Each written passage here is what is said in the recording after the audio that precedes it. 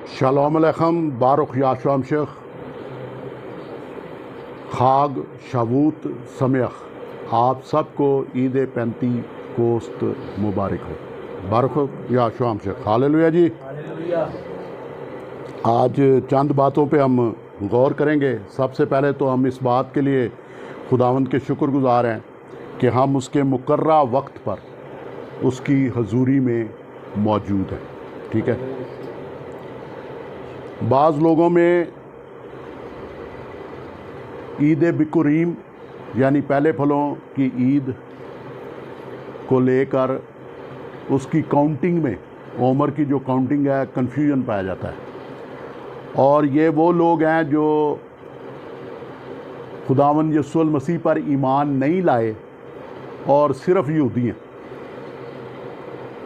तो वो क्या है, वो पहले फलों की ईद जो है वो पहले मना लेते हैं।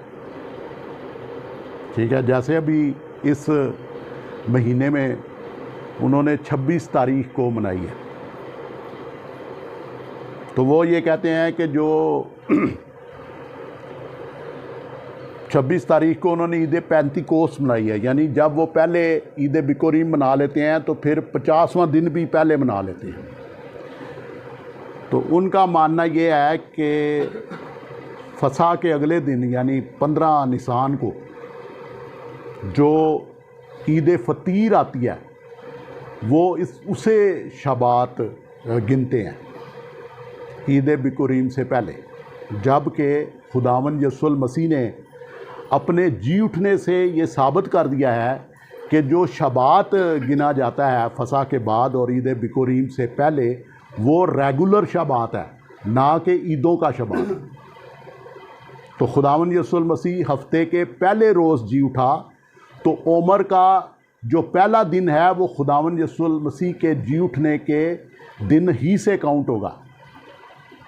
ठीक है। तो पौलुस रसूल ने भी कहा कि खुदावंद यीशु मसीह जी उठने वालों में पहला फल ठहरा। इसलिए पहला फल ठहरा कि ईद बिकुरीम के पहले रोज़ जी उठा। दूसरे अल्फाज में हफ्ते के पहले रोज़ जी उठा।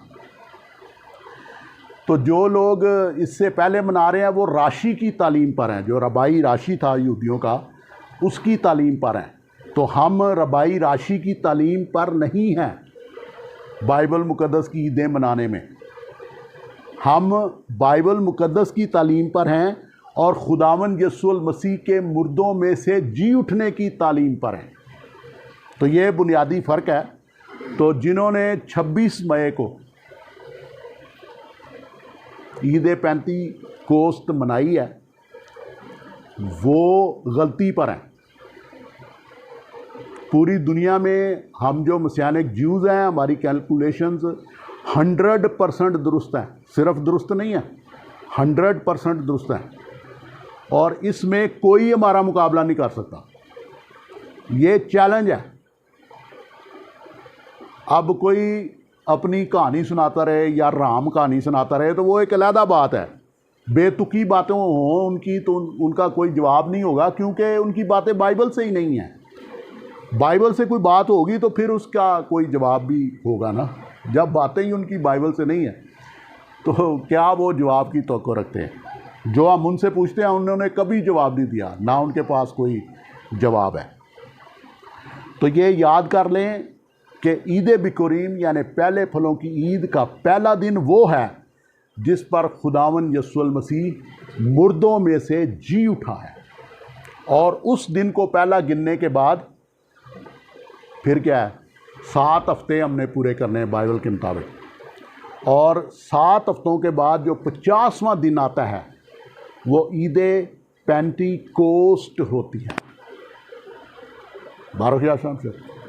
तो बिल्कुल एग्जैक्ट काउंटिंग के हिसाब से हम आज ईद पैंतीकोस्त या शाबूत मना रहे हैं। और उर्दू में अगर आप मज़ीद कहना चाहें तो आप कह सकते हैं हफ्तों की ईद मना रहे हैं। हालेलुया। तो बिल्कुल दुरुस्त वक्त पे मना रहे हैं, जैसा कि बाइबल मुक़द्दस में लिखा गया है और हमें बताया गया है।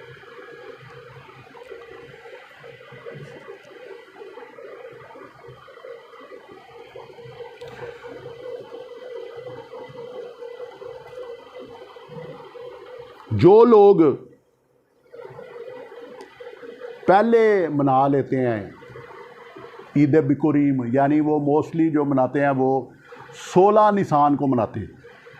पहले फलों की ईद को जो ये यहूदी हैं कब मनाते हैं?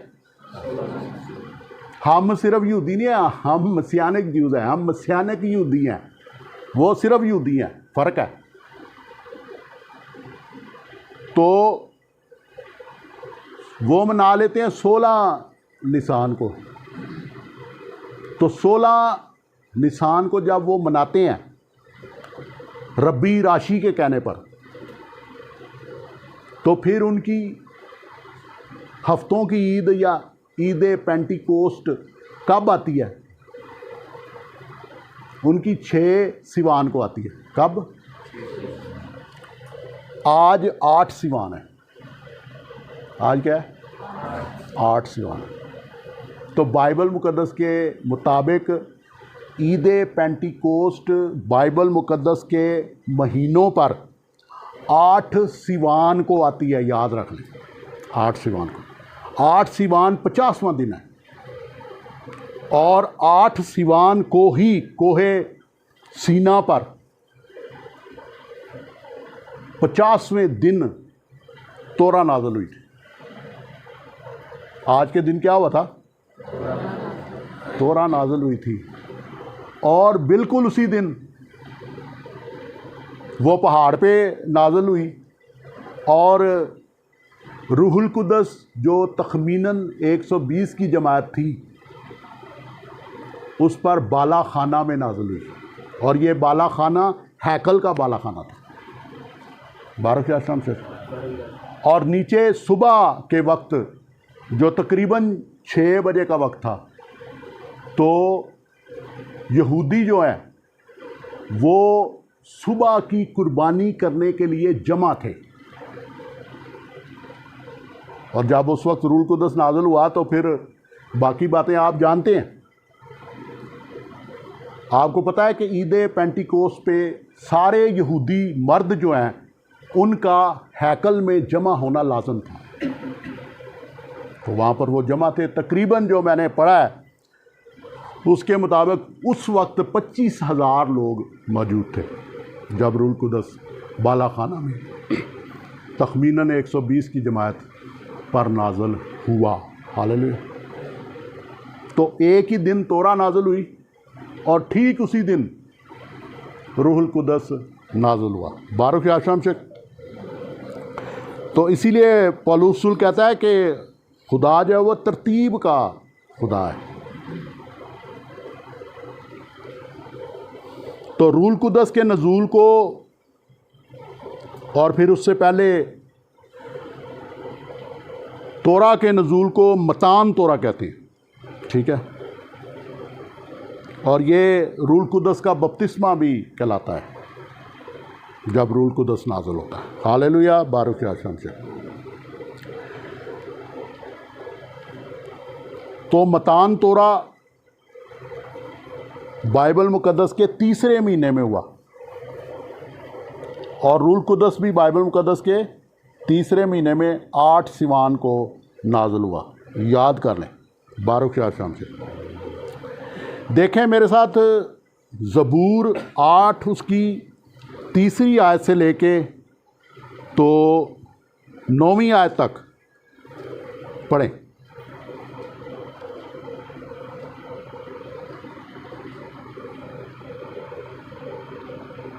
ज़बूर 8 3री आयत से 9वीं आयत तक।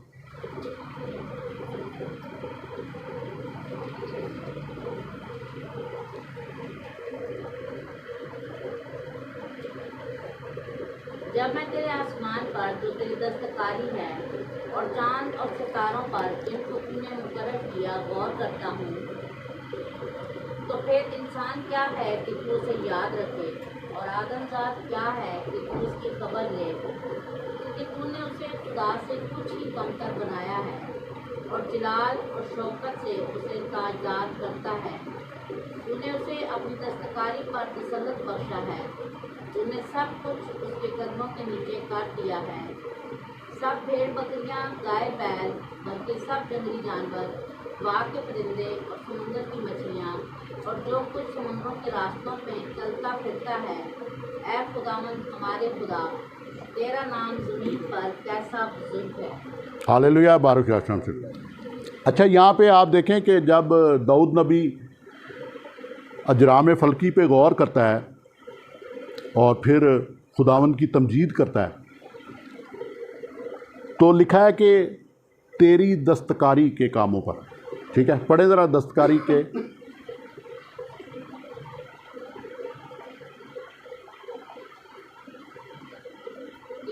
जब मैं तेरे आसमान पर जो तेरी दस्तकारी है। जब मैं तेरे आसमान पर जो तेरी दस्तकारी है। अच्छा, यहाँ पे जो उर्दू में तर्जमा किया ना दस्तकारी, इसे अगर आप इंग्लिश में पढ़ोगे तो वर्क ऑफ फिंगर्स है कि यहोवा खुदा की उंगलियों का जो काम है उस पर गौर करता हूँ। और फिर इंसान पर गौर करता हूँ जिसे तूने खुदा से कुछ ही कमतर बनाया है और उसे शौकत के ताज से ताजदार भी किया है। सिर्फ हमें बनाया ही नहीं यहोवा खुदा ने, बल्कि हमें शौकत के ताज से ताजदार भी किया है। तो आज जिस बात पे हम गौर कर रहे हैं वो है यहोवा खुदा की उंगली या यहोवा खुदा की उंगलियां। अब ये तशबीह है जिसका फिर तर्जमा दस्तकारी किया गया है। ठीक है, तो आगे देखें खरूज 31-18 आयत।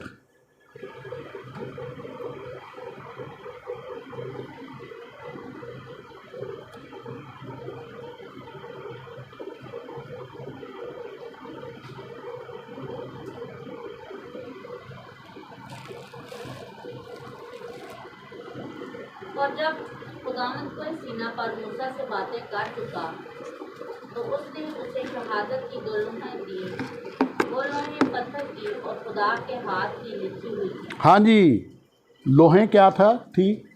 पत्थर की और खुदा के हाथ की लिखी हुई थी। और इंग्लिश में फिर इसका तर्जमा है और अबरानी में भी यही है कि खुदा की उंगली से लिखी गई। जो 2 पत्थर की लोहें जिन पर 10 अहकाम लिखे हुए थे, मुकद्दस मूसा जिसकी याद मुबारक है उसके पास थी, वो कैसे लिखी गई? यहोवा खुदा की उंगली से लिखी गई। दानियल 5 बाब 5 आयत पढ़े ज़रा गौर से।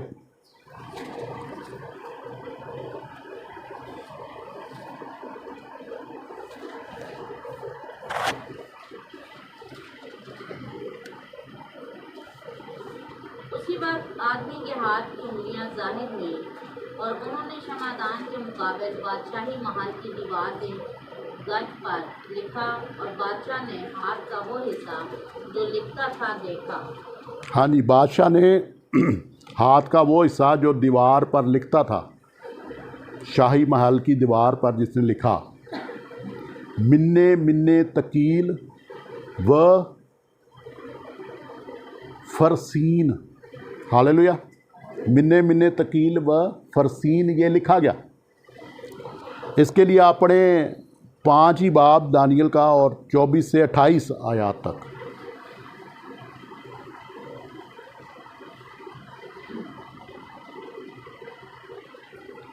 बस उसकी तरफ से हाथ का वो हिस्सा भेजा गया और ये नविश्ता लिखा गया, और वो नविश्ता ये है, मिन्ने मिन्ने तकील व फरसीन। हाँ जी, आगे 28 तक। उसकी मैंने ये है, मिन्ने यानी खुदा ने तेरी ममलिकत का हिसाब दिया और उसे तमाम कर डाला।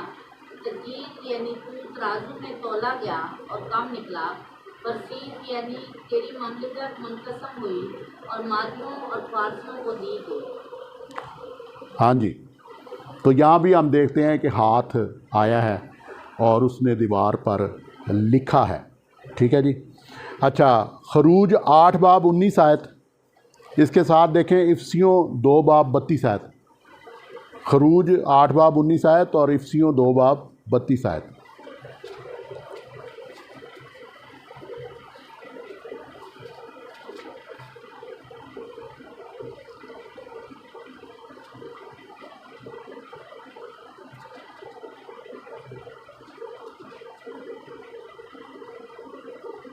तब जादूगरों ने फ़िरौन से कहा कि ये खुदा का काम है, और फ़िरौन का दिल सख्त हो गया और जैसा खुदावंद ने कह दिया था उसने उनकी ना सुनी। हाँ जी, जादूगरों ने, साहिरों ने, नजूमियों ने फ़िरौन को क्या कहा? फ़िरौन को कहा कि जो काम ज़ाहिर हो रहे हैं मुक़द्दस मूसा के ज़रिए वो खुदा के काम है। और ये तर्जमा है, लेकिन असल ज़बान में अबरानी में लिखा है कि वो खुदा की उंगली के काम है। हालेलुया। तो जब खुदा की उंगली का काम हुआ मिस्र में और फ़िरौन के सामने, तो उसके जो साहिर थे, जादूगर थे या नजूमी थे, वो तो मान गए कि ये खुदा की उंगली के काम है। लेकिन क्या फ़िरौन माना? फ़िरौन नहीं माना। लिखा है कि उसका दिल सख्त हो गया, है ना। ये बात बहुत सारी दूसरी बातों में बड़ी काबिल गौर है कि जब रूहुल कुद्दस की कुदरत के काम इस दुनिया के दरमियान ज़ाहिर होते हैं तो कुछ लोग तो कबूल कर लेते हैं, लेकिन कुछ लोग रूहुल कुद्दस के कामों को देखकर सख्त हो जाते हैं। ऐसा ही नहीं हो रहा? आज भी ऐसा ही हो रहा ना। लोग कहते हैं बड़ी तरक्की हो गई है, ये हो गया, वो हो गया। कुछ भी नहीं हुआ। इंसान अपनी फितरत में आज भी वही है जो शुरू से था। फितरत नहीं बदली, कुछ नहीं बदला।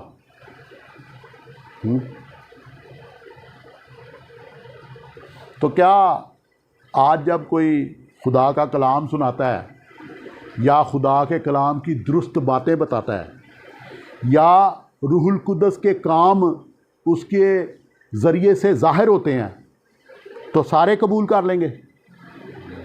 नहीं, सारे कबूल नहीं करेंगे। बहुत से हैं जिनके दिल रूहुल कुद्दस के काम देखकर सख्त हो जाएंगे और वो फिर बजाय कबूल करने के वो आपकी मुखालफत करेंगे, लेकिन गालिब नहीं आएंगे। मुखालफत करने वाले क्या है? गालिब नहीं आएंगे। पहले भी नहीं आए, अब भी नहीं इन्होंने आना। ये जो मुखालफत करने वाले होते हैं खुदा के काम की, वो हर दफ़ा ये सोचते हैं कि शायद इस दफ़ा वो कामयाब होंगे, लेकिन हर दफ़ा नाकाम होते हैं। ठीक है, आगे जी। इफ्सियों 2 बाब 32 आयत।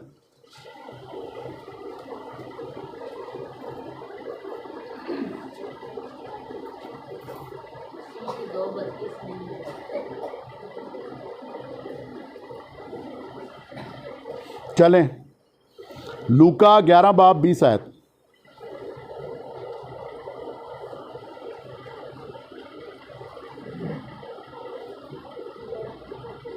लेकिन अगर मैं बदबुओं को खुदा की कुदरत से निकालता हूँ तो खुदा की बादशाही तुम्हारे पास आ पहुँची। अच्छा, यहाँ पे बात ये हो रही है कि खुदावंद यीशु मसीह से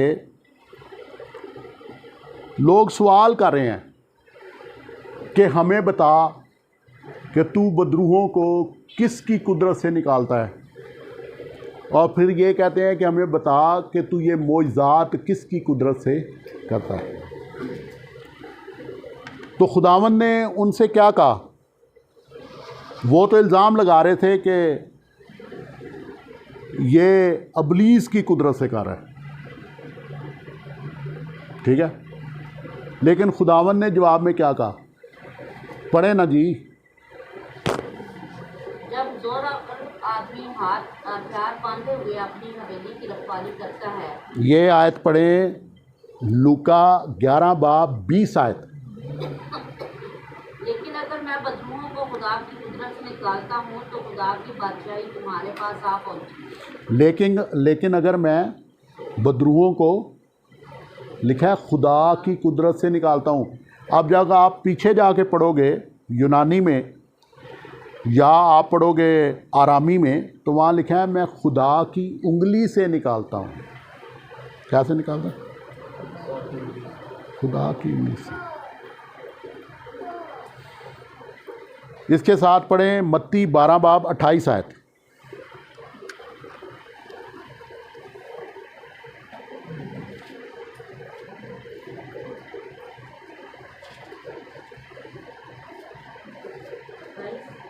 हाँ जी। लेकिन अगर मैं खुदा की रूह की मदद से बदरूहों को निकालता हूँ तो खुदा की बादशाही तुम्हारे पास आ पहुँची। हाँ जी, खुदा की रूह की मदद से। दूसरी जगह खुदावन ने क्या कहा कि कैसे निकालता हूँ? खुदा की रूह की मदद से। तो फिर खुदा की उंगली क्या हुई?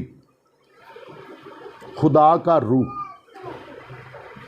खुदा की उंगली तशबीह है या खुदा की उंगलियों के काम, ये तशबीह है, ये अलामती है। और हकीकी क्या है कि खुदा का रूह। हालेलुया, बारक या शफ़। तो खुदावन यीशु मसीह जितने मोइज़ात करता है वो खुदा के रूह से करता है और बदरूहों को खुदा के रूह से निकालता है। बारक या शफ़। तो इन्हें हम कहते हैं पाक रूह के काम। तो कुछ लोग जो हैं वो पाक रूह के काम देख के यीशु पर ईमान ले आते और नजात पाते हैं, और कुछ लोग जो हैं वो जल जाते हैं। ठीक है।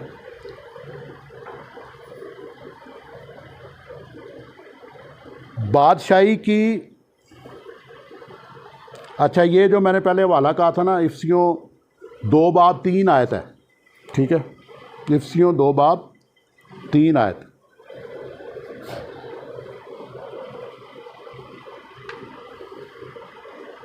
यहाँ पे लिखा है इनमें हम भी सब के सब पहले अपने जिस्म की ख्वाहिशों में ज़िंदगी गुजारते और जिस्म और अकल के इरादे पूरे करते थे। गैर कौमों की बात हो रही है।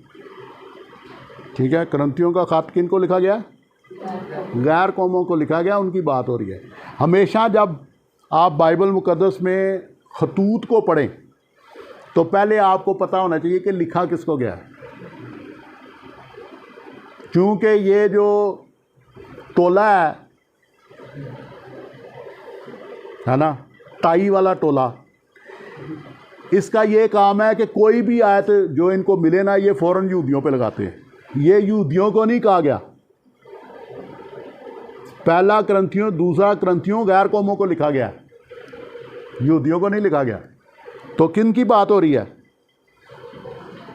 गैर कौमों की बात हो रही है। और इफ्सियों का ख़त, इफ्सियों भी गैर कौम है, ये यहूदियों को नहीं लिखा गया। सिर्फ एक ख़त है बाइबल में जो यहूदियों को लिखा गया। कौन सा? अब्रानियों का ख़त। बाकी तो सारे गैर कौमों को लिखे गए। रोमियों का ख़त रोमियों को लिखा गया, इफ्सियों का ख़त इफ्सियों को लिखा गया, करंथियों का ख़त करंथियों को लिखा गया, और जो मुकद्दस पतरस के खतूत हैं वो भी गैर कौमों को लिखे गए। तो हर बात जो है वो यहूदियों पे नहीं होती। पहले देखना होता है कि ख़त किसको लिखा गया है, उसके बाद हम फैसला कर सकते हैं कि क्या कहा गया है। तो इफ्सियों 2 बाब 3 आयत, इनमें हम भी सब के सब पहले अपने जिस्म की ख्वाहिशों में ज़िंदगी गुजारते और जिस्म और अकल के इरादे पूरे करते थे और दूसरों की मानत तबई तौर पर गज़ब के फर्जंद थे। ठीक है। अच्छा, लोग कहते हैं जी किसी को कुछ ना कहो, ऐसे ही है ना। हाँ, टाई वाले ज़्यादातर यही कहते हैं। जब से हम पैदा हुए इनकी कहानियाँ सुनते रहे, इन्होंने कहा जी किसी को कुछ ना कहो, किसी को कुछ ना कहो। तो ये गज़ब के फर्जंद कौन है? दुनिया में ही है कि या ये दुनिया से बाहर है? ये बाइबल में लिखा हुआ है, बाइबल ने कहा है, पौलुस रसूल ने कहा है कि ऐसे लोग भी हैं जो गज़ब के फर्जंद हैं। तो सारे तो मुबारक नहीं हैं दुनिया में, और सारे यीशु पर ईमान नहीं ले आए, और सारे यीशु पर ईमान नहीं ले आएंगे, क्योंकि कड़वे दाने नहीं है बीच में। कभी कड़वा दाना भी तौबा करेगा। तो सब तो बराबर नहीं है। कहते जी दुनिया में सारे बराबर है। सारे कैसे बराबर है? सब के तो कद ही बराबर नहीं है, तो बराबर का कहाँ से? क्या ख्याल है? जापानी तो बड़े परेशान हैं, क्योंकि जब वो जीन्स बनाते हैं तो उनको पता नहीं कितने साइजेस बनाने पड़ते हैं। अगर सारे बराबर हो तो फिर इको जीन का साइज हो तो सारे नू आ जाए, है ना भाई। दुनिया बड़ी परेशान है, सारे बराबर नहीं है। झूठ बोला गया, सदियों तक हमारे साथ झूठ बोला गया कि सब बराबर हैं।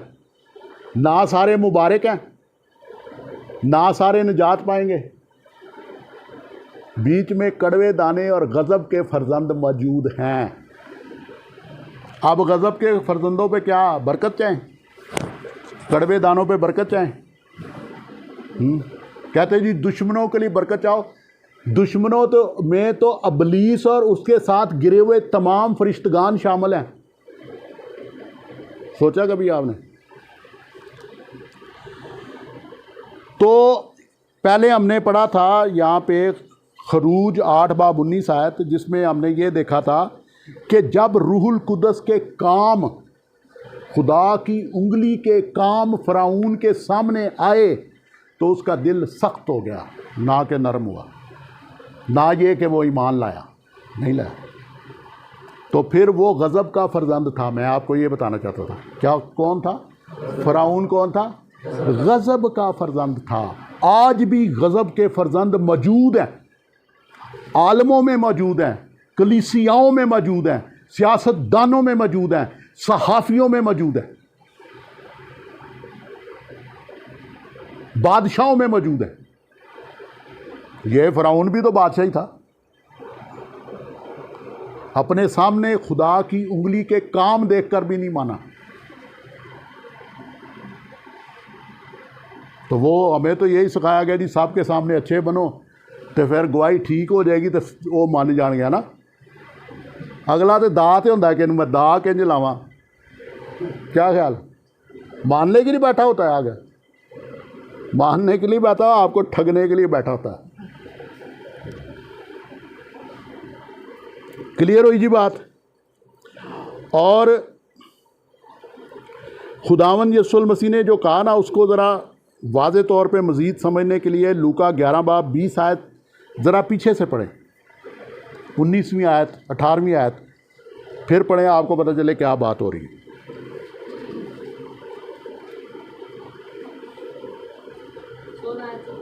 जी। बस और लोग आजमाइश के लिए उससे एक आसमानी निशान तलब करने लगे, मगर उसने उनके ख्यालात को जानकर उनसे कहा, जिस सल्तनत में फूट पड़े वो वीरान हो जाती है, और जिस घर में फूट पड़े वो बर्बाद हो जाता है।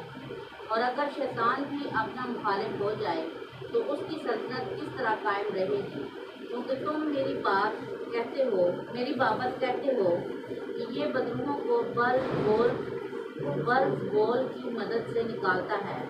और अगर मैं बदरूहों को बल बोल की मदद से निकालता हूँ, ये जो मैंने कहा था ना कि वो इल्ज़ाम लगा रहे थे यीशु पे कि तू अबलीस की मदद से निकालता है, तो ये बल्ज बोल जो है वो अबलीस को ही कहते हैं। उन्हें लफ्ज़ ये हो जा लिया बंदे नू आम नू समझ ही ना आए। और अगर मैं बदरूहों को बल बोल की मदद से निकालता हूँ तो तुम्हारे बेटे किसकी मदद से निकालते हैं? बस वही तुम्हारे मुंसिफ होंगे, क्योंकि उनके बेटे यीशु के शागिर्द थे। ठीक है, हाँ जी। लेकिन अगर मैं बदरूहों को खुदा की कुदरत से निकालता हूँ तो खुदा की बादशाही तुम्हारे पास आ पहुँची। हाँ जी, जहाँ पे रूल कुदस के काम है वहाँ पे आसमान की बादशाही, खुदा की बादशाही आ गई है।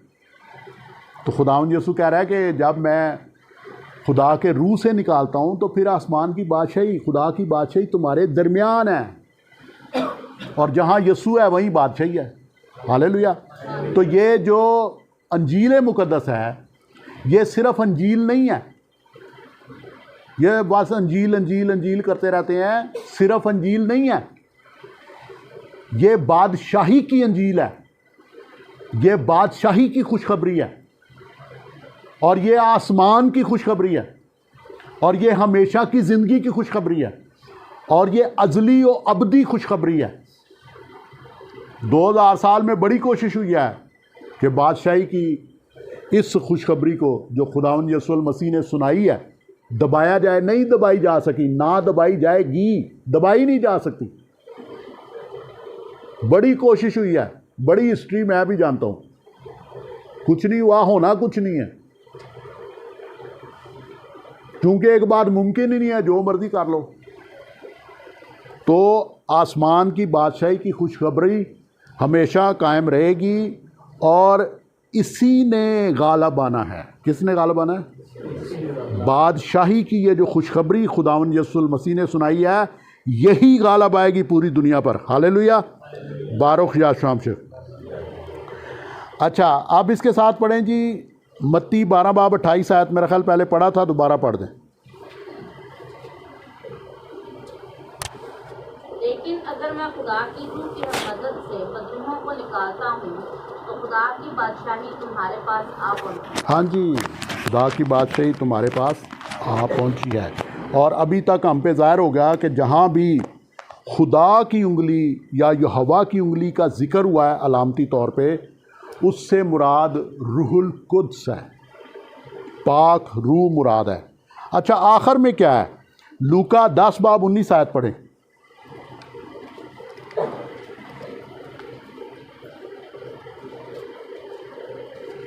देखो मैंने तुमको इख्तियार दिया कि सांपों और बिच्छुओं को कुचलो और दुश्मन की सारी कुदरत पर गालिब आओ, और तुमको हरगिज़ किसी चीज़ से ज़रर ना पहुँचेगा।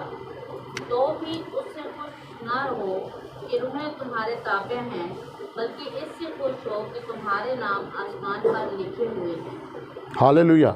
रुक रुक के पढ़ें, देखें कि आपको और मुझे क्या कहा गया है जी। देखो मैंने तुमको इख्तियार दिया, देखो मैंने तुमको इख्तियार दिया। कौन सा इख्तियार?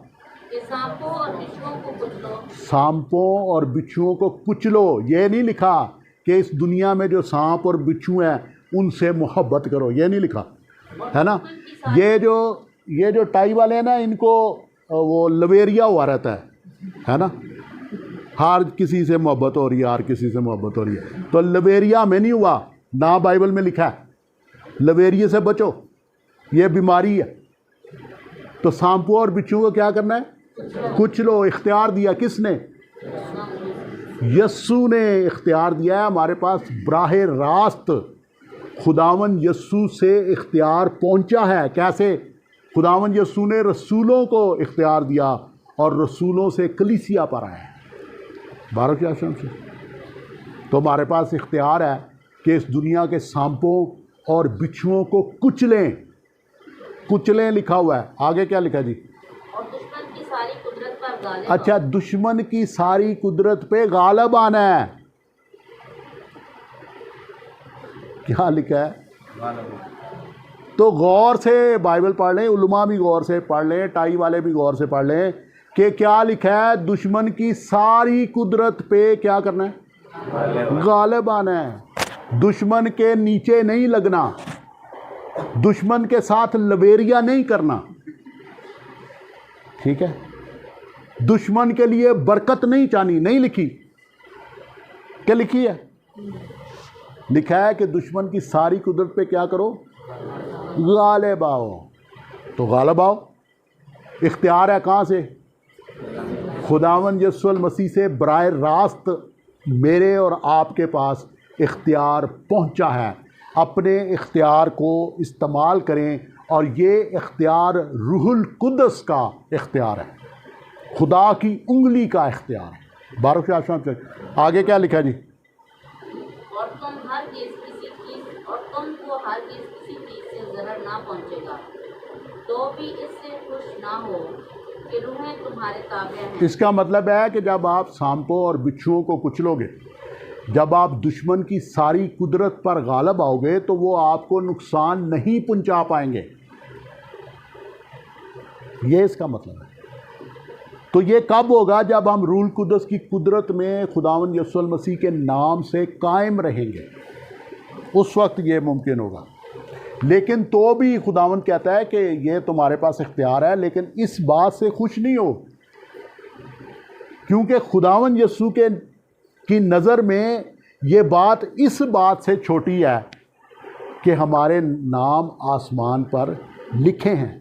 तो खुदावंद कहता है इस बात पे ज़्यादा ध्यान दो कि तुम्हारे नाम आसमान पर लिखे हैं। और ये हमारे लिए बहुत बड़ी खुशखबरी है। इससे भी बड़ी खुशखबरी है कि हम बदरूहों को निकालें, मौज़ात हमारे ज़रिए से खुदावंद यीशु मसीह करे, और हम दुश्मन की सारी कुदरत पर गालिब आएँ, सांपों और बिच्छुओं को कुचलें। अब ये जो सांप और बिच्छू हैं जिनके बारे में यीशु ने बात की है, शक्ल तो इनकी सब की इंसानों जैसी कि नहीं है ना?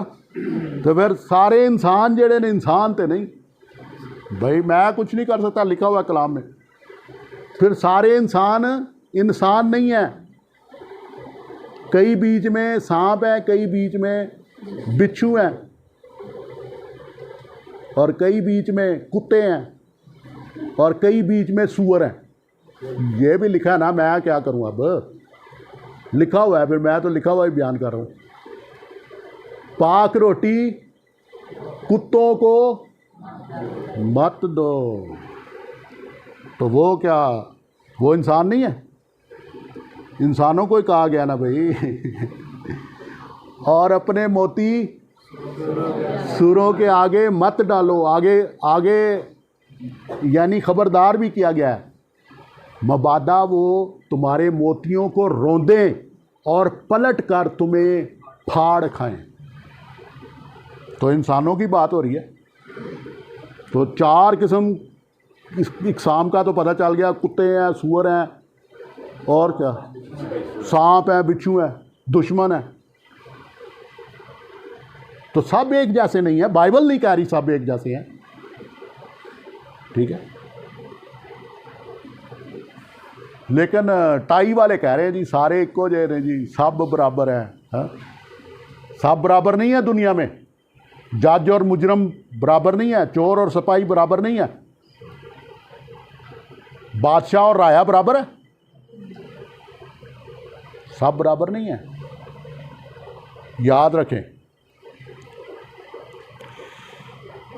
वो शायद कुछ लोग ये कहना चाहते हैं कि जी कानून के सामने सब बराबर हैं। अच्छा, कानून के सामने सारे बराबर तो है, तो फिर कानून सब पे बराबर चलता है? कहानियां ही हैं, तो कहानियों पे तो गुजारा नहीं होता, कहानियों से तो पेट भी नहीं भरता कि भर जाता है, कहानियों से तो बिजली का बिल नहीं जाता, कहानियों से तो मकान का किराया नहीं दिया जाता। तो कहानियों पे हमारा गुजारा नहीं हो सकता। तो इसलिए कहानियों पे दिल नहीं लगाना। हमने देखना है कि झूठ क्या है और सच क्या है। आपने अभी तक बहुत सारी बातें देख ली हैं। दानियल के दौर का जो बादशाह था, जब उसने हाथ देखा जो दीवार पे लिख रहा था, तो लिखा है कि उस बादशाह की रीढ़ की हड्डी के जोड़ हिल गए और उसके घुटने आपस में बजने लगे, ठीक है, और वो नहायत खौफजदा हो गया, ठीक है। आज भी जब रूह कुदस के काम होंगे आपके और मेरे दरमियान, तो कईयों का यही हाल हो जाना है जो दानियल की किताब के बादशाह का हुआ, जिसके सामने यहोवा खुदा की उंगली ने लिखा, मिन्ने मिन्ने तकील व फरसीन, तू तराजू में तोला गया और कम निकला, और तेरी ममलकत, तेरी सल्तनत मुनकसम हुई और मादियों और फारसियों को दी गई। और उसी रात जब दानियल ने तफसीर बताई, वो बादशाह कत्ल हो गया।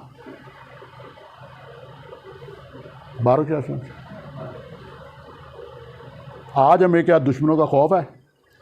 खौफ नहीं रहेगा जब खुदा की उंगली मेरे और आपके साथ, आपके दरमियान काम करेगी। हमारे दुश्मनों का यही हाल हो जाएगा जो उस बादशाह का हुआ है। हमारे दुश्मनों का वही हाल हो जाएगा जो फ़िरौन के साहरों, जादूगरों, नजूमियों और ख़ुद फ़िरौन का हुआ है। कौन बर्बाद हुआ, बनी इसराइल या फ़िरौन? आज भी फ़िरौन बर्बाद है, इसने हमेशा बर्बाद रहना है। और हमारे सामने बारो के आश्रम से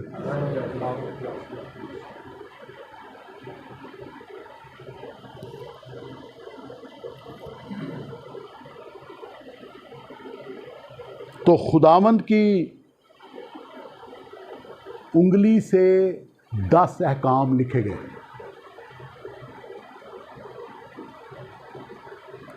और उस दौर में भी बुत परस्ती बर्बाद हुई।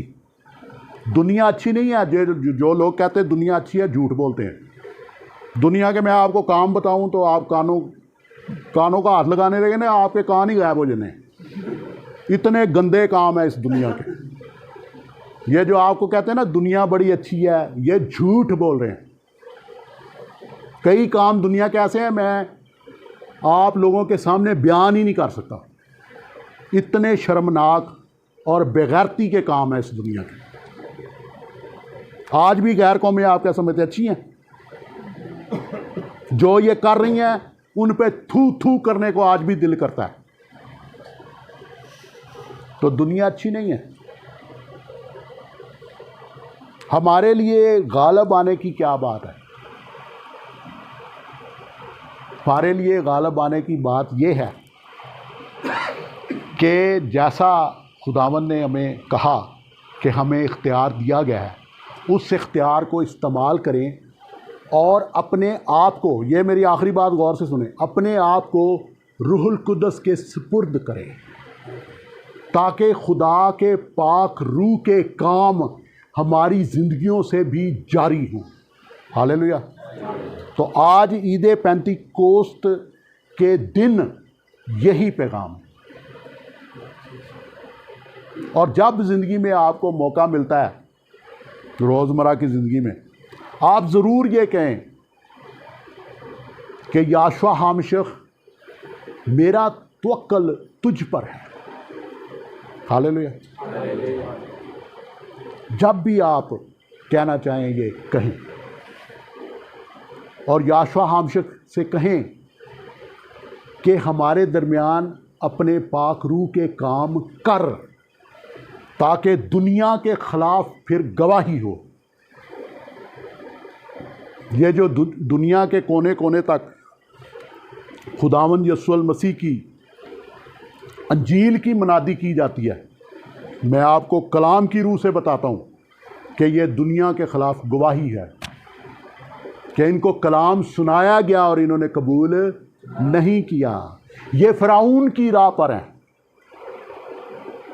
ये सारी दुनिया फ़िरौन की राह पर है। जब खुदा के काम देखती है, जब खुदा का कलाम सुनती है, इसका दिल सख्त हो जाता है और फिर ये अपनी बेशर्मी की झाग में मर जाती है। फ़िरौन भी मर गया, फिर क्या कर लिया उसने? ये दुनिया भी कुछ नहीं कर सकती। खुदावंद यीशु मसीह के लोग हमेशा बादशाही करेंगे और ये दुनिया कुछ नहीं कर सकती। मैं आपको साफ बता रहा हूँ। बारो आश्रम से आज के लिए इतना। सब खड़े होंगे। ये जो कलाम आज आपने सुना है, इसके मुताबिक सब दुआ करेंगे। थोड़ी देर इन सारी बातों के मुताबिक दुआ करें। हालेलुया। बारो आश्रम से योदे वाफे जवा यो शिवा या शाह बरकता यो लहमी बरकता या शाह के कोई ज़बान खामोश ना रहे। अदा करते हैं आज के कलाम हालेलुया, जो तूने हमारे लिए हालेलुया। खुदावंद यीशु से कहें कि खुदावंद मेरी ज़िंदगी को मुकम्मल तौर पे बदल दे, मुझे तब्दील कर दे, और तेरे पाक रूह का कब्ज़ा, तेरे पाक रूह का कंट्रोल मेरे रूह बदन जान पर हो, मेरी ज़िंदगी पर हो, मेरे ख़ानदान की ज़िंदगी पर हो, मेरे बच्चों की ज़िंदगी पर हो, और तेरे पाक रूह के काम मेरी ज़िंदगी में ज़ाहिर हों,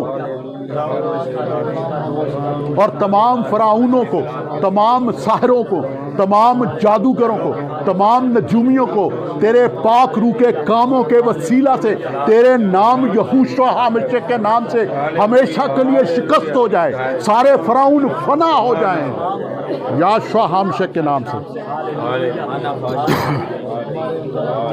तेरा शुक्र, तेरी तारीफ, तेरे पाक रूह का तेरा शुक्र अदा करते हैं, तेरी देवी की बरकत के लिए, नेमत के लिए तेरा शुक्र अदा करते हैं, और तेरे पाक रूह के रहनुमाई में हम तेरे कलाम को सीखते बरकत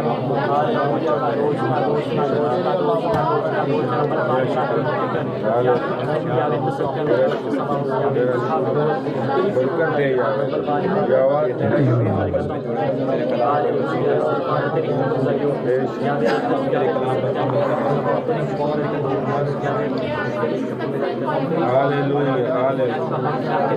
उस्तादों ने आज हमें तेरे जिंदा कलाम में से हमें कलाम दिया, जिस तरह कुछ सच्चाइयाँ हमें बताई, हम तेरा शुक्र अदा करते हैं तेरे पाक रूह के लिए। जितने गजब के फर्जंद हैं, जितने कड़वे दाने हैं, बर्बाद हो यहोशू हामिशे के नाम से, नेस्त तो नाबूद हो जाएं यहोशू हामिशे के नाम से।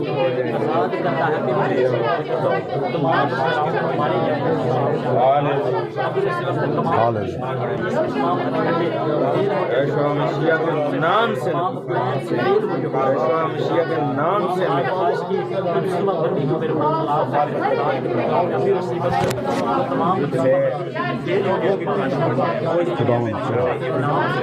यहोशू हामिशे तेरा इख्तियार जो तूने हमें दिया है हमारे जरिए से काम करे, यहोशू हामिशे के नाम से हम में काम करे वो इख्तियार अभी और इसी वक्त यहोशू हामिशे के नाम से। हालेलुया, हालेलुया, तेरा शुक्र अदा करते हैं तेरे पाक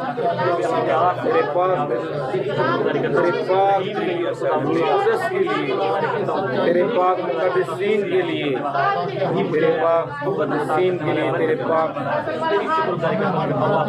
मुक़द्दस के लिए तेरा शुक्र जो तूने हमें अता फरमाया, जो तूने हम पे रहम फरमाया, जो तूने हम पे अपनी करम किया, जो तूने हम पे अपना हाथ बढ़ाया, हम तेरा शुक्र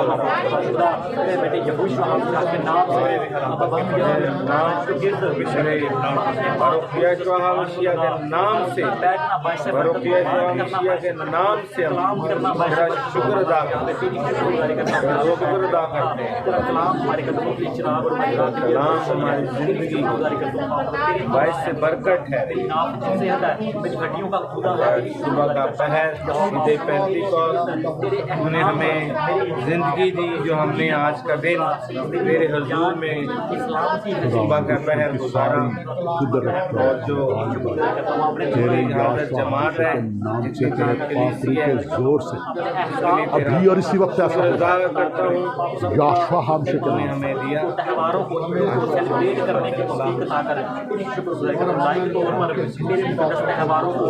सारे अबलीसी मजहबे जो हमारे खिलाफ दुनिया में हैं, खुदावंद आसमानी मकामों में हैं, तेरे यहोशू हामिशे के नाम से गिर पड़े अभी और इसी वक्त।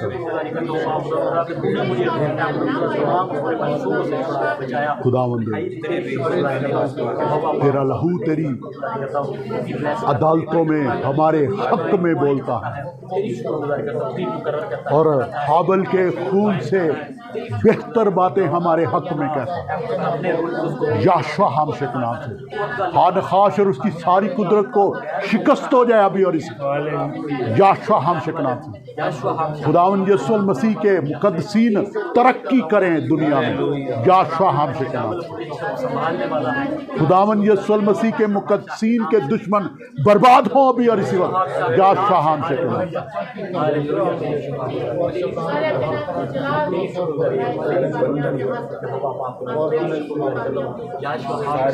से। बंधन सारे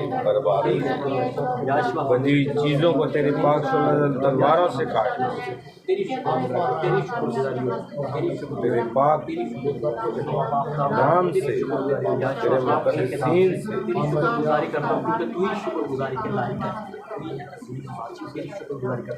बीमारों के लिए दुआ करें, ख़ास तौर पे भाई सलीम मसियाना के लिए जिनकी हार्ट सर्जरी हुई है उनके लिए दुआ करें। खुदावन मुकम्मल शिफा उनको दे। हालेलुया। रहम फरमा,